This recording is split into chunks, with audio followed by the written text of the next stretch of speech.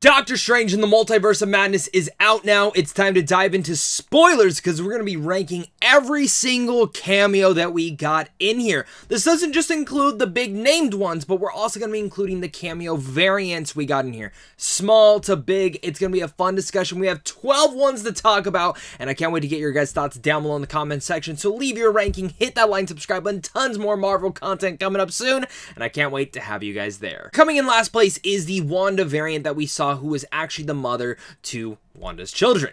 Now, this version, I kind of went on a debate where like, well, technically, is this a different version of Wanda? Is it not? Even though she did dreamwalk in it. For me, I didn't really mind that and take the dreamwalking per se. I just looked at what did she do? Did we know there was a variant? I didn't know there was a variant going into this of her. I assumed maybe there would be, but here it is. She doesn't really do much, so she falters into last place. Coming in at 11th place, we have Clea, played by Charlize Theron in the end credits scene. Now, I love Charlize Theron, but there's no context, no purpose in here.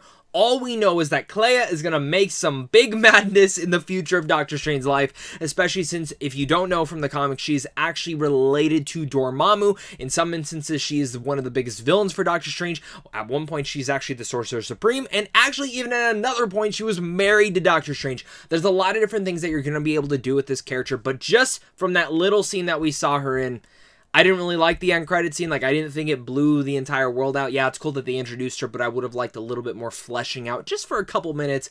But again, can't wait to see what they do with her, but she falters into 11th place. At my 10th, we have the Mordo variant, played by Chiwetel Ejiofor. A little bit disappointed we didn't get to see our version of Mordo, but even then, looking at the version that we did get, there's some nice, interesting aspects into there, and especially the differences that they have inside this world and his world with the Illuminati. But the reason that I did end up placing him in my number 10 spot is I just didn't feel much for his character. There's not enough depth.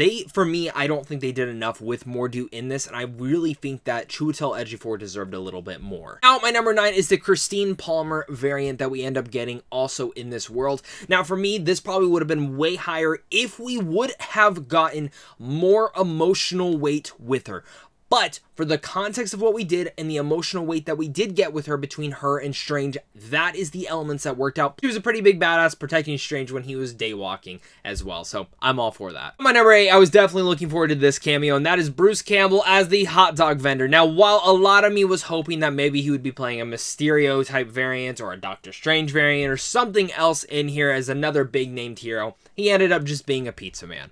And I'm for it. Like, it was funny. I laughed, and I love Bruce Campbell. Now, for you guys who have never grown up with the Evil Dead or other Sam Raimi movies, this was probably the dumbest cameo you possibly could have. And the fact that he even got his own end credit scene. But for me, it's an homage to previous Sam Raimi movies, as well as respect to the cameos given in the Tobey Maguire Spider-Man movies. So for me, love this, and I did get a laugh at the stupid end credit scene that Sam Raimi left in at the end. It was funny. Now we get into the good stuff, and at my number 7, we have Anson Mount's Black Bolt. This was a surprise. The Inhumans in the comics are pretty damn cool, but that show was a monstrosity. And I don't blame any of the actors. I actually feel bad for them. But let me tell you right now, Black Bolt in this, for just a little bit that we got, makes me want more of him in the MCU. Now, I understand this is a different version. This one obviously did the entire Illuminati bit the dust, but it was a really cool moment. And the way that he went out, boom, with like the explosion in his head was just great.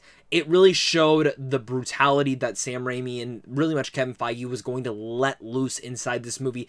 And while I would have liked a little bit more, that's probably my biggest issue with all the Illuminati members, is we just didn't get enough of them. This was one that put a smile on my face for sure. And at my number 6, we have Defender Strange / Zombie Strange, since this is technically the same character, with just, you know, Doctor Strange taking over for him. So I overall really like this variant. The Defender part was cool, but for me, it's when he becomes zombified and ends up using necromancy and having the demons surround him.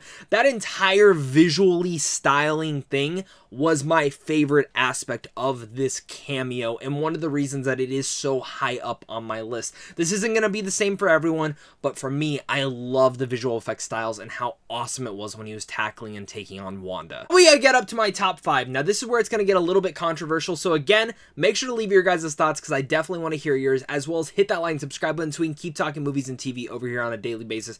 I do still have a couple more Doctor Strange videos coming out, plus some prep work for Top Gun, and many other movies coming out this summer, so if you do enjoy talking movies, this is the right channel for you. At my number 5, let's get into it. It is John Krasinski's Mr. Fantastic.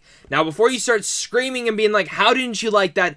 I wasn't won over by him with Mr. Fantastic, and I was the ones fan casting him. I was one of those guys. And I think he would be good if we got more context with him. Now, is he going to be Mr. Fantastic in the future? I have no idea. Would it be cool? Sure. Give him more of a film to actually flesh out his version of Reed Richards and who he is. He has isms of Reed Richards that I really dug, but in the end of the day, there wasn't enough there for me to really like. And even in general, I said it, the Illuminati should have put up a bigger fight than they did against Wanda. And for me, the way that he died, was it brutal and shocking? Yes. Did I want a little bit more from that scene? Absolutely. Would I like to see him stretch out a little bit more? Yes. There's a lot of cool moments in there. I just wanted more of Krasinski, and I just feel like I didn't get enough of him. Again, I understand it's a cameo, but when you have a big ball drop like this and you're introducing Reed Richards to the world of the MCU, this is going to be the first interpretation that many people see. Like younger audience members who have never experienced Fantastic Four, this is going to be their first interpretation. I feel like it's just an okay one, but it's one that excited me to see Krasinski still in the role, and the fact that we did get Reed Richards. Plus, to be honest, the line that Strange says to Reed Richards mentioning the 1960s in the MCU showcases me that the Fantastic Four are already in our world. They're just stuck somewhere, and I'm guessing we'll probably end up seeing them in Ant-Man and the Wasp: Quantumanium.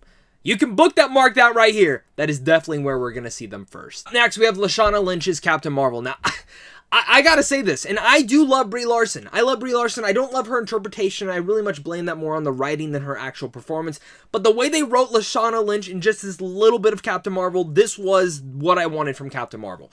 Lynch is amazing. She's a fantastic actress, and I fucking love her. But I love her performance in here, especially with the way that she's just powerful, badass, and just adds this oomph of energy to this role, and I'm really happy they actually brought her in here to be this variant of Captain Marvel, and I think it was a pretty badass way. I would not mind seeing her in a What If Marvel Studios kind of animated version, or even like another sort of live action series. It would be pretty cool, even though she did die. Now, up next, we have at our number 3, we have Evil Supreme Strange. Now, this is not the same version from What If, but this is a new version of this character, and really much for me, the reason he is so high up in here is the way that they actually fleshed out this character and the dynamics of him. In a sense, this character is very needing elements. He is in a dark place. He does not know where he goes, and the Darkhold is taking over him.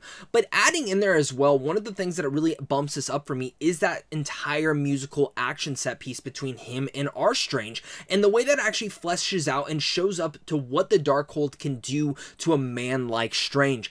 I loved this scene. I think it is actually one of the strongest aspects of this entire film, and that is why he is at my number 3. Now we get up to my top 2. I'm at my number 2.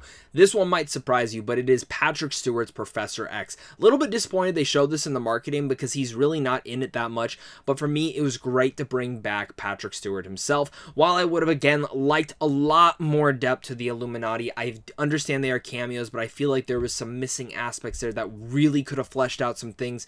The sequence that we got with him was fantastic. You get the X-Men 90s theme in there, which was, I mean, for me, just everything. You get the yellow chair, which was fantastic. You get the green suit. You get all that stuff mixed in. But then you also get Patrick Stewart, who for me is my favorite interpretation of this character. And I love James McAvoy, but this is the version I grew up with. Just absolutely love the way that he went into Wanda's mind, the way Sam Raimi used that camera angle to go in there, and that entire sequence where it's all white and he's trying to pull the other Wanda out and the way his neck gets snapped. Brutal, horrific, but awesome. Even if I do think that we should have gotten more of him, this was such a great way. And it's not the best way for him to go out personally. I still think Logan, but I love the scene. I loved it. That's where we're going to get to my number one, and my number one actually might surprise you, but a lot of this is just something that I feel like this actress deserves a lot more, and that is Haley Atwell's Captain Carter.